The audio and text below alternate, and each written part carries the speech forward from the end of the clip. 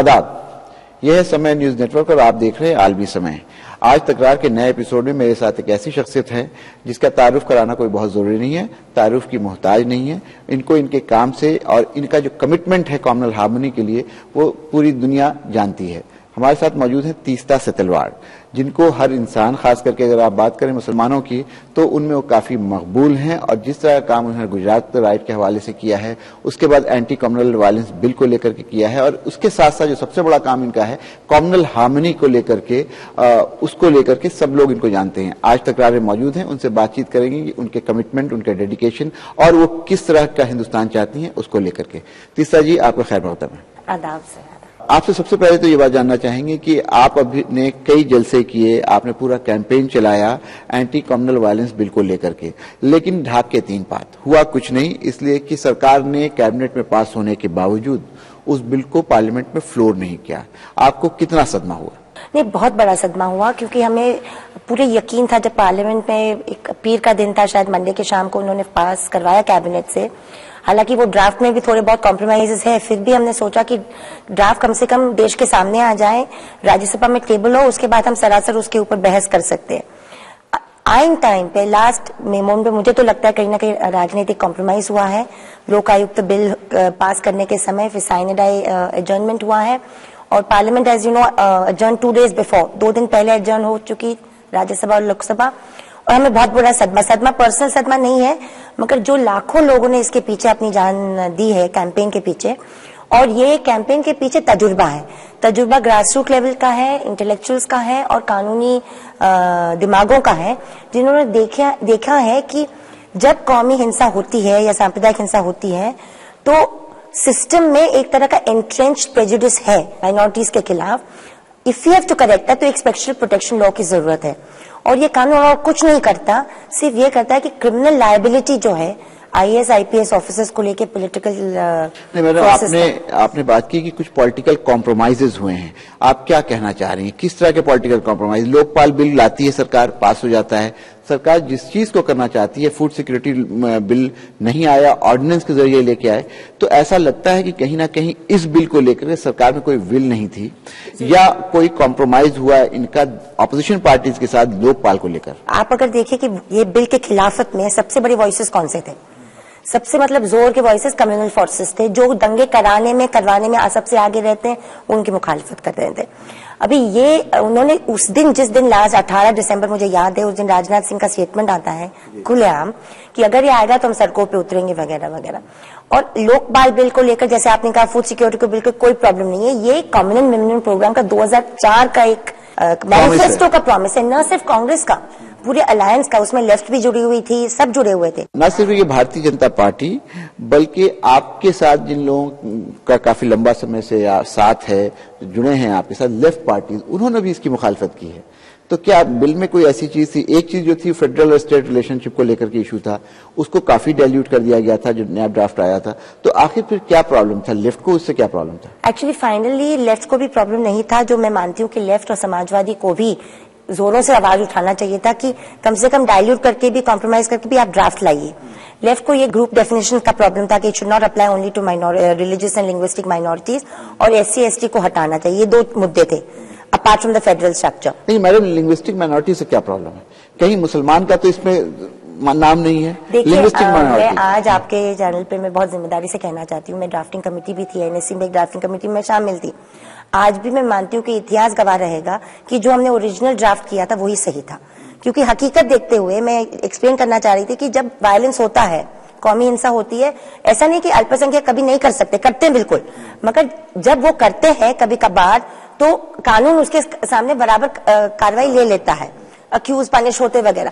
But when the victim is the minority, हमने अक्सर देखा है जबलपुर से लेकर आज तक, कहीं ना कहीं इंस्टीट्यूशनलाइज बायस काम करने लगता है और वो एंट्रेंच्ड हो गया, ज्यादा entrench as the years have gone on. तो इसीलिए ये इंस्टीट्यूशनलाइज बायस की वजह से एक स्पेशल प्रोटेक्शन लॉ दुनिया में होती है लोगों के लिए, अल्पसंख्यक हो, ब्लैक्स हो, आदिवासी हो, इंडिजिनस पीपल्स हो। मगर we are living in a period, आप ये दौर से हम गुजर रहे हैं जहां पे कम्युनलिज्म के बारे में सामने करना भी लोग नहीं चाहते। जो लिबरल है, जो अपने बारे में करप्शन के बारे में बात करना चाहते, वो चाहते हैं कम्युनलिज्म के बात करने में, क्योंकि आप थोड़ा सा खरीद लो, वो कहते नहीं कम्युनिज्म के बारे में बात मत कीजिए, करप्शन चलेगा, बाकी सब चलेगा। आप वाकई करप्ट फ्री इंडिया अगर चाहते हैं तो आप विदाउट सोशल जस्टिस ये इंडिया को आप हासिल कर पाएंगे क्या? जब कास्ट प्रेजुडिस इतना डीप है, कम्युनल प्रेजुडिस इतना डीप है, मगर ये दौर है हमारा, ये दौर से लेफ्ट भी डिफेंसिव पे है और सेंटर तो है ही, सेंट्रिस्ट फोर्सेस भी है। मैडम, आपने बात की इंट्रेंच इंस्टीट्यूशनलाइज बायस की अगेंस्ट माइनॉरिटीज, ये किस तरह का बायस आप देखती हैं? कहीं आप उसकी तरफ तो रेफर नहीं कर रही हैं कि गुजरात के केसेस के पिटीशन फाइल होते हैं, उसमें बहुत स्लो प्रोग्रेस होती है, मैटर केस में जाता है वहां भी स्लो प्रोग्रेस होती है। इसका मतलब अगर उस नजरिए से देखें तो बायस सिर्फ ब्यूरोक्रेसी में नहीं है, हर जगह ऊपर से नीचे बायस हो गया। हर institution, in every institution of governance, चाहे वो पुलिस हो, एजुकेशनल इंस्टीट्यूशन हो, ब्यूरोक्रेसी हो, जुडिशरी तक में भी बायस है। मगर मैं सिर्फ गुजरात का हवाला नहीं देती हूँ सब। आप अगर देखेंगे तो मैंने जुडिशल कमीशन रिपोर्ट्स 1961 से पढ़े। जबलपुर, रांची, मेरठ, मलियाना, हाशिमपुरा, भागलपुर, टेलीचेरी जो साउथ में आता है, जहाँ पे हिंदू क्रिश्चियन रात में राइट हुए थे, हर कमीशन का रिपोर्ट यहाँ में कहता है, ये मैं नहीं कह रही हूँ, कमीशन का रिपोर्ट ये कहता है दो चीजें, कि जब इस तरह का हिंसा होता है अल्पसंख्यकों के खिलाफ तो पुलिस में एक रवैया मेजोरिटी की तरफ बिहेव करने का हो जाता है और police does not protect the minority as it should. एक बात। दूसरी बात, ये कमीशन ने ये कहा है कि महीनों से या हफ्तों या महीनों से एक गर्मा गर्मी का माहौल, नफरत भरी जबान और नफरत भरी लेख से Hindutva right wing organisations RSS जैसे करते रहते हैं, जिससे एक माहौल बनता है कि कोई पत्थर फेंक दे और कोई अंगार उठा दे। वो पत्थर अल्पसंख्यक भी फेंक सकता है या मेजोरिटी भी फेंक सकते हैं। जब अंगार लगती है, जब एक तरह का भेदभाव समाज में होता है तो कोई भी कर सकता है। माहौल बना होता है, माहौल पका पकाया बना होता है साजिश के साथ। और ये मैं नहीं कह रही हूँ, ये हमारे जुडिशियल कमीशन रिपोर्ट कह रहे हैं। और मैं मानती हूँ कि अगर if you are a mature democracy, अगर हम 21वीं फीसदी में जा रहे हैं, अपने आप को डेवलपमेंट प्लान पे सोच रहे हैं हिंदुस्तान को, तो कहीं ना कहीं वी शुड रिकॉग्नाइज कि कहाँ पे हमारी खामियां हैं। जरूर करप्शन में है, साथ साथ इसमें भी है। अगर हमारी गवर्नेंस में कई बायस्ड गवर्नेंस दिख रहा है तो we should have the moral courage to correct that. आपने बायस की बात की, मॉरल करप्शन की बात की, लेकिन एक चीज और जो है उसमें भी आपका मैंने देखा है बहुत काम आपका है कि जिस बायस की आप बात कर रही हैं उसी बायस का नतीजा है शायद कि जब किसी तरह का कोई हिंसा होती है, जब किसी तरह की कोई दहशतगर्दी की कोई घटना होती है, चाहे कहीं बम विस्फोट होता हो, सबसे पहले माइनॉरिटीज के बच्चे पकड़े जाते हैं। आपको पता है पूरे हिंदुस्तान के डिफरेंट जेल्स में तकरीबन 2000 से ऊपर ऐसे लड़के हैं जो बंद हैं बगैर सुनवाई के। अगर हम खालिद मुजाहिद की बात करें जिसकी मौत हो गई उत्तर प्रदेश में, या तारिक कासिम की बात करें, तो ये वो लोग हैं जो 7 साल, 8 साल, 10 साल से बंद हैं। इनकी सुनवाई भी नहीं हो रही है और ये छूट नहीं रहे हैं। और जब छूटते हैं मैडम तो उसके बाद भी तीस्ता जी इनके ऊपर किसी तरह का कोई सरकार को ना शर्म आती है, ना सिस्टम के ऊपर किसी की कार्रवाई होती है। तो क्या ये सारा उसी कड़ी का हिस्सा है? इसको आप किस तरह से देखती है और इसको कैसे रोका जाए? नहीं, ये बिल्कुल उसी तरह से मैं देखती हूँ। आपने जैसे वो बच्चे का आपने एग्जाम्पल दिया खालिद अनवर, उसके साथ साथ एक दूसरे 2-3 कानपुर के लड़के हैं जो 8 साल के बाद एक्विट होके बाहर निकलते हैं। और अखबार में बोलती हूँ, जो आप और हमारे ताल्लुकात रखते हैं मीडिया से, वही अखबार जो कल तक उनको आतंकवाद बुला रहा है, एक्विटल के बाद भी उसको आतंकवाद बुलाता है। तो it is impossible for them to get reassimilated in society. हम वेस्टर्न डेमोक्रेसी को लाख गाली दे दे, मगर अभी भी मैं बार बार वो एग्जाम्पल देती हूँ ऑस्ट्रेलिया का, कि जब वो डॉक्टर हमीद पकड़े गए थे गलती से, तो उन्होंने न सिर्फ उनको कॉम्पेंसेशन दिया मगर कॉम्पेंसेशन अमाउंट भी बाहर नहीं दिखाया और written apology and they refuse to divert कि कितने कॉम्पेंसेशन दिया। With great dignity it was done. अभी आप आंध्र प्रदेश का देख लीजिए, वहां पे एक मुहिम चली, national commission of minorities intervene करते हैं, वहां के लोकल मुस्लिम एनजीओ ने भी इंटरवीन किया और ये बात हुई कि जो बच्चे मक्का मस्जिद वगैरह में पकड़े गए थे वो गलत से पकड़े गए थे, उनको टॉर्चर बेहिसाब हुआ है। और उसके बाद हाईकोर्ट से इतना खराब जजमेंट आता है कि giving compensation to these boys is not lawful. ये हाईकोर्ट का जजमेंट है। But keeping them behind the bar is lawful. Yeah, and not only that, मेरी उंगली ना सिर्फ हाईकोर्ट पे है, वहां की सरकार, जो कांग्रेस की सरकार है वहां पे, चाहे वो समाजवादी की सरकार हो उत्तर प्रदेश में या वहां पे, उन्होंने ठीक ढंग से वहां पे लड़ाई नहीं लड़ी। मैडम, ये बात आपने कही कि कांग्रेस की सरकार के बारे में अक्सर ये बात होती है कि आंध्र प्रदेश में ये लड़ाई नहीं लड़ी। आपको मालूम है बॉम्बे राइट वहां रिपोर्ट आकर के पड़ी है और वहां पे उनकी सरकार है, उसके बाद से राइट के बाद से जितनी सरकारें हैं, कांग्रेस की सरकारें हैं, उस पर भी कोई कार्रवाई नहीं हुई, ना उस पर ATR आया, ना उस पर कोई कार्रवाई हुई, ना वो रिपोर्ट ही बहुत ज्यादा सार्वजनिक हुई। तो क्या लगता है, कांग्रेस के खाने के दांत और दिखाने के दांत और? नहीं, मैं ये भी कहना चाहूंगी, क्योंकि आज अगर हम इस विषय पे बात कर रहे हैं तो we can't ignore talking Uttar Pradesh. Uttar Pradesh में आज भी 100 लोगों के खिलाफ प्रशासन ने केसेस डाले हैं कि आप गलत लाइन, अभी ये गरीब, इतने गरीब ठंड में वहां पे मर रहे हैं और प्रशासन उत्तर प्रदेश का जो समाजवादी पार्टी के अंडर है वो 100 केसेस वो बेचारे मजलूमों पे डाल रहा है। तो मेरा ये कहना, चाहे वो कांग्रेस हो, समाजवादी हो या ऑफकोर्स बीजेपी जो करता है ये काम, RSS उनके पीछे है, एक क्रॉस पार्टी कंसेंसस बन गया है कि कौमवाद का आप राजनीतिक फायदा लो मगर कौमवाद के जड़ मत निकालो। और मैं लगती हूँ ये हमारी जमहूरियत लोकशाही की बहुत बड़ा खतरा है। मतलब आप ये कह रहे हैं कि ये जो राइट्स हैं ये ऐसे नहीं होते, सोची समझी स्कीम के तहत होते हैं और पॉलिटिकल गेन के लिए करते हैं। अगर आप यही देखें, आप ये क्यों कह रही हैं? मैं ये कह रही हूँ कि पॉलिटिकल पोलराइजेशन के किसको फायदा होता है? कई पार्टीज वो वोट का फायदा लेते हैं, चाहे वो मेजोरिटी का वोट हो या माइनॉरिटी का वोट हो।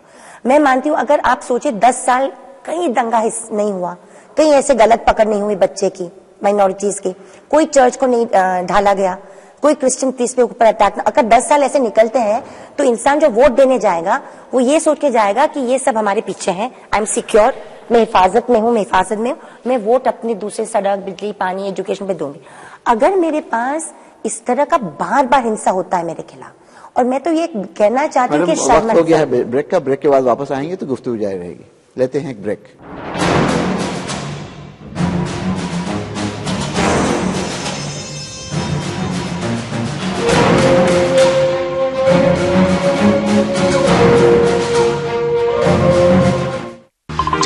या जोड़ों का दर्द या मोच कहीं आ जाए, सारे दर्द की एक दवा है, क्यों ना आजमाए ऑर्थोविट लगाए। ऑर्थोविट तेल और कैप्सूल में उपलब्ध। हम समय शक्तिमान है, समय सम्मोहन है, समय सावधान है, समय परिवर्तन है, समय संजीवनी है, समय मनुष्य है, वर्तमान है, भविष्य है, मासूम ममता की मीठी सी झपकी है।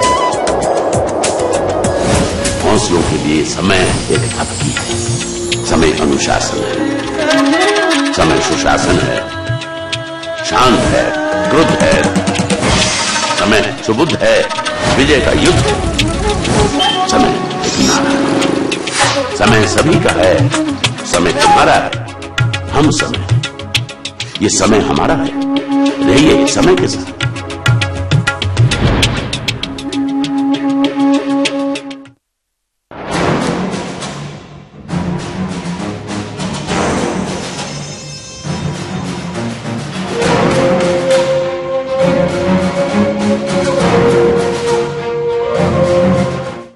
ब्रेक के बाद आपका फिर खैर मकदम है।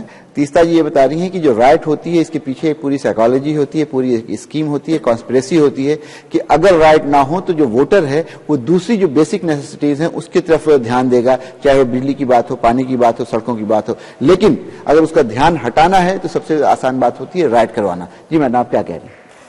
मैं बिल्कुल ये मानती हूँ कि अगर हमारे लोकशाही में इस तरह के दौर हो 10-15 साल जहाँ पे हिंसा न हो, कौमी हिंसा न हो, सांप्रदायिक हिंसा न हो, जहाँ पे माइनॉरिटीज भी अपने आप को सिक्योर, हिफाजत से महसूस करे, तो उनका सोचने का ढंग, उनके इलेक्टेड रिप्रेजेंटेटिव्स को इवैल्यूएट करने का ढंग अलग ही हो जाएगा।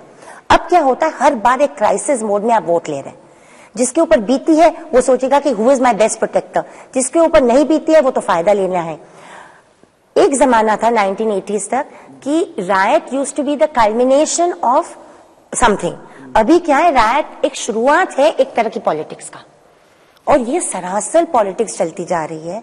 मुझे एक चीज कहने की, जो उत्तर प्रदेश में हुआ और भारत हिंदुस्तान की सबसे बड़ी पॉलिटिकल ऑपोजिशन पार्टी, जो लोगों के FIR में नाम है, जो अक्यूज है, जिसको बेल पे रिलीज किया गया, उनका फेलिसिटेशन होता है आगरा में, और नेशनल आउटरीच नहीं इस बात पर। मैडम, आपने बहुत अहम मुद्दा उठाया है कि जो लोग ठीक है, कोर्ट डिसाइड करेगा कि वो गुनहगार हैं या बेगुनाह हैं, लेकिन उससे पहले उनका पब्लिक फेलिसिटेशन ये हिंदुस्तान की राजनीति को किस तरफ ले जा रहा है? ये बस उत्तर प्रदेश में हमको कितना सीटें मिले यही कैलकुलेशन कर रही है ये पार्टी। लेकिन ये सिर्फ उत्तर प्रदेश में नहीं हो रहा है मैडम, ये एक कुछ पार्टीज हर जगह कर रही हैं। न सिर्फ ये कि भारतीय जनता पार्टी ने फेलिसिटेट किया, हम अगर देखें तो कुछ और भी लोग जो मुजफ्फरपुर राइट में इन्वॉल्व थे उनको दूसरे समुदाय के लोगों ने भी फेलिसिटेट किया। तो कहीं ना कहीं ये राइट की जो राजनीति है, राइट की जो सियासत है, वो पूरे हिंदुस्तान का जो बेसिक बुनियादी ढांचा है उसको चोट पहुंचा रही है, उसको चोट पहुंचा रही है। और जो हमारी कानून व्यवस्था है उसके ऊपर एक पूरा एक सवाल उठा रही है कि अगर राजनीति आप हर चीज पे कैंपेन करती हैं, आपने anti communal violence bill pay किया, आप हर चीज के लेके कैंपेन करती हैं, आप इसके लिए अवेयरनेस के लिए क्यों नहीं कोशिश करती हैं कि इस तरह के लोगों को जो किसी राइट में या किसी सामूहिक हिंसा में इन्वॉल्व हैं उनका बाइकआउट हो, पॉलिटिकल बाइकआउट हो, या इलेक्शन कमीशन इस पे कोई स्टैंड क्यों नहीं लेता है? हमने इलेक्शन कमीशन को इस पे मेमोरेंडम लिखा है। हर जलसे में जब हम कम्युनल वायलेंस बिल की बात करते हैं तो हम सबक के तौर पे कहते हैं कि जब तक हमारे समाज में ऐसी सोच होगी कि इस तरह के लोगों का फेलिसिटेशन हो तो ये समाज बढ़ नहीं सकता। तो हम तो ये सरासर कैंपेन अलग अलग स्तर पे कर ही रहे हैं। 10 मुद्दे पे, 15 मुद्दे पे, मुजफ्फरनगर को लेके हमारा पिटिशन पेंडिंग है among the 6 petition in the supreme court. Dhule का तो भूल ही गया, जनवरी 2013 में 6 मुसलमान बच्चे को महाराष्ट्र की पुलिस ने गोली से मारा, धूले में, नॉर्थ महाराष्ट्र में। उसको भी लेके हमारी पिटिशन पेंडिंग है, अभी जनवरी में सुनवाई है। तो जहां हो सकता है हमारी छोटी सी तंजीमें हम हर जगह पहुंचने की कोशिश करते हैं, मगर मैं मानती हूं कि कहीं ना कहीं पॉलिटिकल क्लास को हमें सवाल करना पड़ेगा। तो मेरा सवाल दूसरा है तीसा जी, कि जिस तरह का माहौल बन रहा है, मैं भी देखता हूं क्योंकि हर जगह हम लोगों का आना जाना होता है, कि एक आम लोगों में भी इस तरह का माहौल बन गया है कि जो एक्सट्रीमिस्ट बात करता है, जो एक्सट्रीमिज्म को प्रमोट करता है, जो इश्तियाल अंगेजी की बात करते हैं, जिनका व्यू बहुत एक्सट्रीम है, चाहे वो किसी एक मुस्लिम पार्टी के हों, हिंदू पार्टी के हों, सेकुलर पार्टी के हों, उसको जनता में न जाने क्यों एक सपोर्ट मिलने लगा है। ये एक डेंजरस ट्रेंड हो गया है। आप अगर बात करें कि मुजफ्फरनगर राइट में जो लोग इन्वॉल्व थे, आप देखिए वो लोग अगर निकलते हैं रोड पे तो उनके पीछे लोगों का हुजूम होता है। तो ये क्या हो रहा है हिंदुस्तान में? ये सिलसिला 1986 से चल रहा है। जब से राम जन्मभूमि का एजिटेशन शुरू हुआ, पहले विश्व हिंदू परिषद ने उठाया, उसके बाद अडवाणी की भारतीय जनता पार्टी ने उठाया। आज अडवाणी को हम मॉडरेट कहते हैं दूसरे के कंपैरिजन में। सवाल मेरा ये है कि राजनीति आज इस बल पे चल रही है कि सिर्फ मॉब को इकट्ठा करना, क्राउड को इकट्ठा करना, वसूलों पे नहीं देखना। एक दूसरा सवाल मैं उठाऊंगी जो आपने कहा राइट के बारे में। हमारे 3 सेंसस रिपोर्ट से दिखा रहे हैं कि हम बच्चियों को घर के अंदर मार रहे हैं, फीमेल फीटस है। ये मुद्दे को कौन सी पॉलिटिकल पार्टी उठा रहा है, मैं आपको पूछ रही हूँ। मतलब as a mother, as a woman मुझे ये बहुत बुरा लगता है। और अगर इसको आप स्टडी करो, ये फिगर्स को स्टडी करो, तो उसमें हिंदू अपकाश और सरदार हैं तबके, मुसलमान, अल्पसंख्यक, गरीब, दलित, आदिवासी नहीं कर रहे ये काम। अच्छा, आप बहुत नई बात बता रही हैं। नहीं, ये सेंसस एस्टैब्लिश, मैं नहीं कह रही हूँ। हो सकता है कि बच्चियों और औरतों के खिलाफ दूसरे मुद्दे हो माइनॉरिटीज में, और है भी। ये फीमेल इंफ्लुएंसाइज का मुद्दा मुसलमानों में नहीं है, गरीबों में नहीं है, आदिवासियों में नहीं है, दलितों में नहीं। तो सवाल मेरा ये है कि जब हमारे सेंसस ये दिखा रहा है और पंजाब हरियाणा में इतना बुरा हाल है कि वो आसाम और आदिवासी बच्चियों को शादी करके ला रहे हैं, और उनको झारखंड से बच्चियों को ला रहे हैं, और न वो बच्चियों को जबान आती है, और पूरा उनका एक्सप्लॉइटेशन हो रहा है पंजाब हरियाणा में। समाज का पूरा ढांचा बदल रहा है, और कोई भी political parties, not even the left, is raising this as a social ill. और ये मुझे लगता है, ऑफ कोर्स कम्युनल वायलेंस एक बहुत बड़ी बात है, मगर ऐसे दूसरे भी 3-4 मुद्दे हैं हमारे देश में जो बहुत गहरे हैं, सामाजिक खराबी से। आपने बहुत इंपॉर्टेंट इश्यूज उठाए हैं। सोशल पैथोस की आप बात करें, जिस तरह की सामाजिक बुराई हम लोगों के अंदर आ रही है, उसकी तरफ आप बात कर रही हैं। आपने बात की कि बच्चियों को जन्म से पहले मारने की बात सारे जात में, उसके अलावा और भी बहुत सारी चीजें हिंदुस्तान में हो रही हैं। लेकिन एक आश्चर्य इस बात का है कि चाहे वो डाउरी की प्रथा हो, चाहे भ्रूण हत्या की बात हो, इस तरह की सारी चीज पे कोई कंसेंसस बनता हुआ नहीं दिख रहा है। हमारा सवाल आपसे यह है कि आप लोग जो एनजीओस चलाते हैं, वो इन इश्यूज को लेकर के किसी बहुत ज्यादा इन्वॉल्व नहीं होते हैं। उनको भी कहीं ना कहीं पॉलिटिकल इश्यूज, जिससे उनको माइलेज मिलता है, उनको लाइमलाइट मिलती है, उनको फुटेज मिलता है, उसको ज्यादा हाईलाइट करते हैं बनिस्बत इन मुद्दों को। नहीं, मैं मानती हूँ कि अगर ये इश्यूज हाईलाइट होते हैं कुछ हद तक, बहुत कम मैडम, नहीं, मगर अगर किसी भी हद तक होते तो it is because of organisations and NGOs.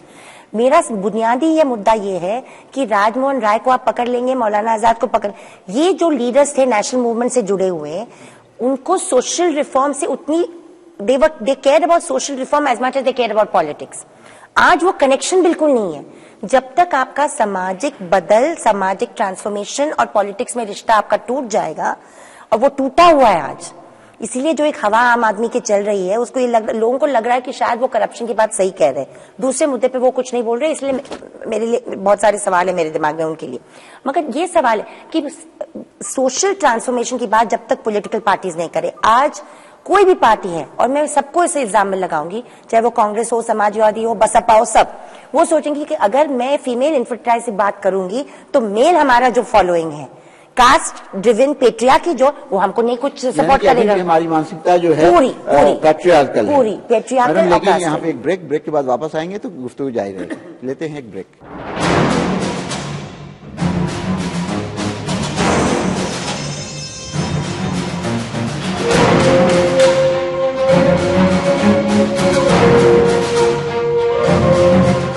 अब से मेरी लाइफ में आई हो, माई लाइफ सक। Same here. Okay.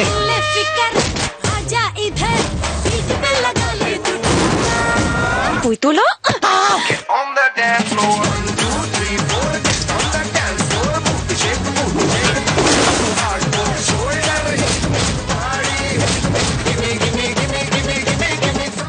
Chennai express premiere आज रात 8 बजे सिर्फ जी अनमोल पर।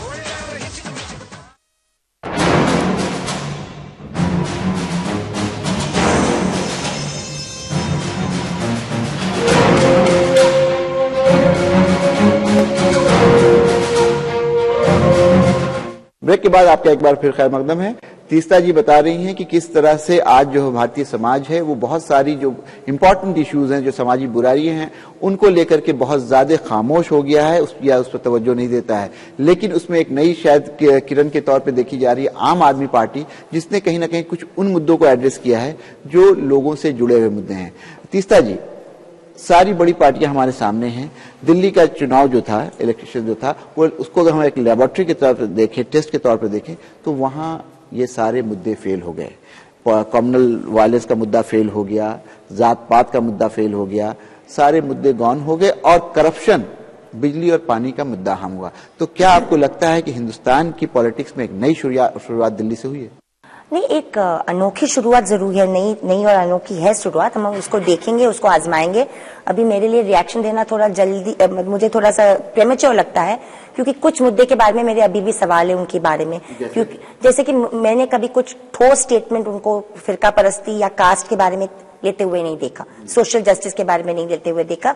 जब मैं ये बात लगती हूँ उनके लोगों के साथ, वो बोलते नहीं, आज के जमाने में नहीं रखना ज्यादा सही है। ये सब चीजें हैं, तो हम आजमा के देखेंगे। I would like to reserve my judgement on Aam Aadmi party. जिस तरह से हिंदुस्तान में राइट्स की पॉलिटिक्स हो रही है, आपने देखा है कि ये हो रहा है। अभी ज़किया जाफरी वाला केस हुआ, उसमें एक के बाद एक क्लीन चिट मिलती गई, और अब तो ये हो गया कि अब उनको जो लोग उसमें एक्यूज थे उनको कोर्ट से भी क्लीन चिट मिल गई। आपको कैसा लगता है, इतने सालों की लड़ाई के बाद आपसे कहाँ चूक हुई, या सिस्टम में क्या वो चीजें हैं जिनकी वजह से ज़किया जाफरी को इंसाफ नहीं मिल रहा है? देखिए, ये ज़किया जाफरी जी का कंप्लेंट जो हमारी संस्था ने उनको सपोर्ट किया, 2006 में पहली बार फाइल हुआ था। आधार हमारा ये था, सबूत हमारे पास ये थे कि राहुल शर्मा और श्री कुमार जैसे पुलिस ऑफिसर के मजबूत एफिडेविट्स में हमको सबूत मिल रहे थे कि कहीं ना कहीं एक हाई लेवल साजिश दिखाई दे रही थी। उसके बाद सिलसिला चला, पुलिस ने रजिस्टर नहीं किया, कंप्लेन हाई कोर्ट में गए, सुप्रीम कोर्ट ने जब जांच टीम एसआईटी अपॉइंट की, तो उसमें दो चीजें सामने आई। एसआईटी ने कहा कि बहुत सारे एलिगेशन सही है, मगर दे आर नॉट प्रोसिक्यूटेबल एविडेंस। मगर वही सुप्रीम कोर्ट के एमाइकस क्यूरी राजू रामचंद्रन ने दूसरी राय दी। उन्होंने साफ साफ कहा कि ये 3 सेक्शंस कम से कम हैं जिसके तहत मोदी को प्रोसिक्यूट किया जा सकता है। मैडम, आपने मुजफ्फरनगर का दौरा किया है, उत्तर प्रदेश में राइट हुआ है, लेकिन ये माना जाता है कि उत्तर प्रदेश की समाजवादी सरकार ने एक्शन लिया, तुरंत लिया, कोशिश भी की कि उनको प्रोटेक्ट किया जाए और उनको फैसिलिटीज दी जाएं, लेकिन जमीन पे हकीकत बिल्कुल उल्टा है। 3-3.5 महीने हो गए वहां के कैंप्स के। वहां की सर्दी बॉम्बे गुजरात की सर्दी नहीं है। हाँ, लेकिन उसमें एक चीज ये है मैडम कि मुलायम सिंह यादव जी की सरकार के ऊपर ये बात इल्जाम लगाने में मुसलमानों को भी थोड़ी सी दिक्कत हो रही है कि उन्होंने जानबूझ के कुछ किया हो, इसलिए कि यही मुलायम सिंह यादव हैं जिन्होंने अयोध्या इशू पे बहुत बड़ा स्टैंड लिया। देखिए, मैं दौरा 2 बार कर, क्या हुआ है वहाँ? दौरा मैं 2 बार कर चुकी हूँ और कहीं ना कहीं मुसलमान, वहाँ जो मुसलमान एनजीओज वहाँ पे कैंप्स चला रहे हैं, leaders, religious leaders, community leaders, वो हमें छुप छुपा के ये भी सवाल कर रहे हैं। और मैं कहना चाहूंगी जिम्मेदारी के साथ कि हमारे लीडर्स, मुसलमान लीडर्स जो मुलायम को सपोर्ट दे रहे हैं, वो ये बात क्यों उठा रहे हैं। और मैं ये उठाना चाहती हूँ कि जानों का सवाल है, उनका हकों का सवाल है। अगर इस तरह पॉलिटिकल कॉम्प्रोमाइज होगा अलग अलग लेवल पे, क्योंकि मुलायम सिंह ने 92 में कुछ किया था या क्योंकि कांग्रेस शायद कम्युनल वायलेंस बिल लाएगी, मैं दोनों को एक पकड़ रही हूँ। I am not defending one over the other. अगर लालू जी की सरकार को आज याद करता है कोई, या ज्योति बासु की सरकार, कम से कम वहां पे दंगा नहीं हुआ था। बीएसपी को आज याद कर रहे हैं कि बीएसपी के दौरा के टाइम कम से कम दंगा नहीं हुआ था। इसका मतलब आप ये कहना चाह रही हैं कहीं ना कहीं कुछ मुस्लिम लीडर्स भी जो हैं, लोग जो कह रहे हैं, मैं कह रही हूँ, उनकी भी कुछ ना कुछ अंडरस्टैंडिंग है, इसलिए खुल करके इस राइट के बारे में बातचीत नहीं हो रही। देखिए, मैं आपको एक रिवर्स में बात करूं, 11 साल पहले जब गुजरात में हुआ था 2002 में, और वही सिलसिला चला था कि सरकार ने जबरदस्ती कैंप बंद करवाने का एक सिलसिला शुरू किया, क्योंकि उनको ये दिखाना था कि ग्राउंड पे सब ठीक है, हम इलेक्शन करवा सकते हैं। नेशनल, हालांकि एनडीए की सरकार थी, नेशनल आउटरीच हुआ था उसमें। बिल्कुल, चीफ इलेक्शन कमिश्नर ने भी बात उठाई थी, एनएचआरसी ने भी बात। आज ये नेशनल आउटरीच क्यों नहीं है? मैं आपको क्या लगता है क्यों नहीं है? मुझे लगता है 3-4 फैक्टर है उसमें। एक तो एक सेक्युलर लेबल जो समाजवादी पार्टी को लगा हुआ है, यानी कि उनकी सेक्युलर पकड़ जो है बहुत मजबूत है। नहीं, हो सकती है, मगर इसीलिए लोग उसके ऊपर उंगली नहीं उठाना चाहते हैं। अगर सेंटर चाहती थी, अगर यूपीए 2 सरकार चाहती थी, तो क्यों नहीं थोड़ा सा परसुएशन, थोड़ा सा जबरदस्ती यूज करके अपने अलायंस पार्टनर को कहे कि हम आर्मी को भेज के कम से कम लोगों को खाना खिलाएंगे और उनको गर्माहट में सोने देंगे ताकि वो मरे नहीं। यानी आपको ये लग रहा है कि अभी जो वहां पे हालात हैं उसमें न सिर्फ ये कि राज्य सरकार बल्कि जो मरकज की सरकार है, सेंट्रल गवर्नमेंट है, उसकी भी जिम्मेदारी है। बिल्कुल, जैसे कि वाजपेयी की सरकार भी जिम्मेदार थी 2002 में, और मोदी की भी उसी तरह। तीस्ता जी, गुजरात में एक के बाद एक ऐसी चीजें हो रही हैं जो बहुत ही ताज्जुब खेज हैं, चाहे वो किसी लड़की की निगरानी करवाने की बात हो, चाहे वो इशरत जहां का मामला हो, चाहे ज़किया जाफरी की चीज हो। अभी पुलिस ने अमित शाह को क्लीन चिट दी है, क्या सीबीआई ने अमित शाह को क्लीन चिट दी है, तो ये क्या लग रहा है कि सारी, अगर हम बात करते हैं कि स्टेट गवर्नमेंट उनके फेवर में है, तो ये तो सेंट्रल अपरेटस है, ये तो सेंट्रल गवर्नमेंट के तहत है। इसमें क्या ऐसी चीज हो गई, या तो आप लोगों के दावे में कमी थी, या फिर सीबीआई में भी कुछ ऐसे अधिकारी बैठे हैं जिन्होंने क्लीन चिट दी? इशरत जहां के केस में जैसे सोहराबुद्दीन में अमित शाह का हाथ था, वैसे इशरत जहां के एक्स्ट्रा जुडिशियल किलिंग में भी अमित शाह का हाथ था, और सबूत हैं। क्योंकि मैं डायरेक्टली नहीं इन्वॉल्व हूं, जो मैंने पढ़ा लिखा है मैं उसके बारे में कहूंगी कि इफ ये मटेरियल अगर चार्जशीट करने लायक था, तो मेरे पास सीबीआई और सेंट्रल गवर्नमेंट के पास 3 सवाल है। एक तो आपने इतना डिले क्यों किया? बार बार आप सोहराबुद्दीन का केस, तुलसीराम प्रजापति का केस, इशरत जहां का केस चार्जशीट फाइल करने में भी इतना टाइम निकाल देते हैं। उसके बाद अमित शाह का नाम इसमें नहीं आता, अमित शाह का नाम उसमें है। सोहराबुद्दीन तुलसीराम प्रजापति का केस बॉम्बे ट्रांसफर हो गया, आज तक ट्रांसफर होने के बाद ट्रायल क्यों नहीं शुरू हुआ? जो केसेस में हम इन्वॉल्व थे, best bakery case, Bilkis Bano, इस तरफ या उस तरफ केस को हमको खत्म चाहिए यार।